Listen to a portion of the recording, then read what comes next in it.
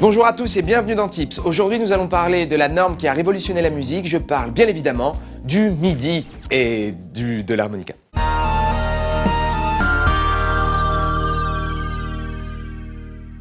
MIDI est un acronyme. Cet acronyme signifie Musical Instrument Digital Interface, ce que l'on peut littéralement traduire par interface digitale d'instruments de musique. Alors, en clair, on peut convertir de l'analogique, ici les sons d'un ou plusieurs instruments, en signal numérique compréhensible pour un ordinateur. Voilà, tout ce qui est analogique, comme des cordes, ça, c'est traduit en langage informatique. Toute la puissance de la norme MIDI est d'enregistrer tout ce qui compose les notes. Mais là où cette technologie fait encore plus fort, c'est qu'elle capture aussi les spécificités du jeu de l'artiste qui joue de ce même instrument. Oui, c'est ça, ça prend tout, les notes, les façons de vous jouer, ça vole votre âme.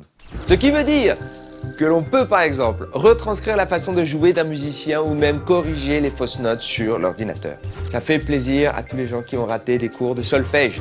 Voyons comment ça fonctionne. Tout d'abord, il faut comprendre que le MIDI fonctionne de manière très basique, en utilisant le langage binaire, des 0 et des 1.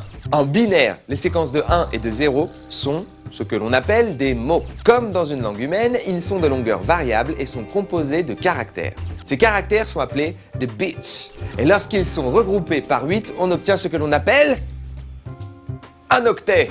Même moi, je le savais. C'est pas vrai, j'ai menti, j'ai essayé d'avoir l'air malin, j'en avais aucune idée.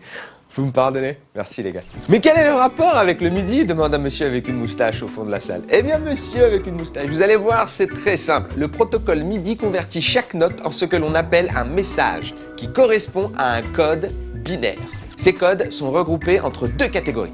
Les octets de statut, qui définissent les messages, ils commencent tous par 1, et les octets de données, qui sont par là, qui définissent les paramètres du message. Eux, ils commencent tous par 0. Chaque note jouée correspond donc à un message MIDI formé de plusieurs octets, qui sont eux-mêmes formés de 10 bits et se décomposent de la manière suivante. Un bit de début, 8 bits de données, un bit de fin. Un bit de début, 8 bits de données, un bit de fin. Le train de l'information. Tchou-tchou. Le train de l'information et de la musique. Je suis pas sûr de cette histoire de train.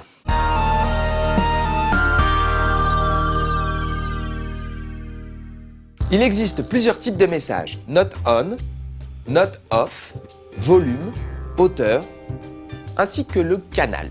Car le protocole MIDI permet de contrôler jusqu'à 16 instruments à la fois, donc 16 canaux. Prenons l'exemple du message note on. Il est composé de 3 octets.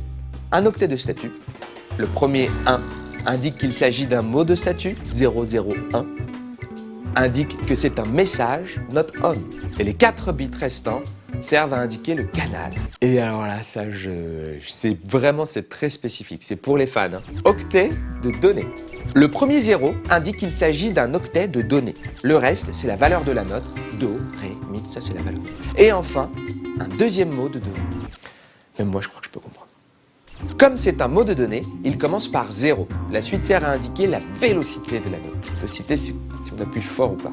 Ça peut être crever l'œil d'un koala. Ça, c'est la vélocité. Ça, c'est dangereux. D'ailleurs, je vous joue un morceau.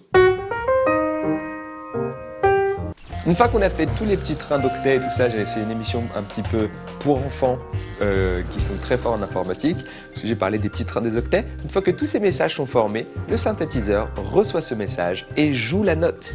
Donc avec toutes les caractéristiques qu'on a pu voir, la vélocité, etc., la valeur, ré, do. Voilà, j'espère que vous avez compris, s'il vous plaît, dites-moi que vous avez compris.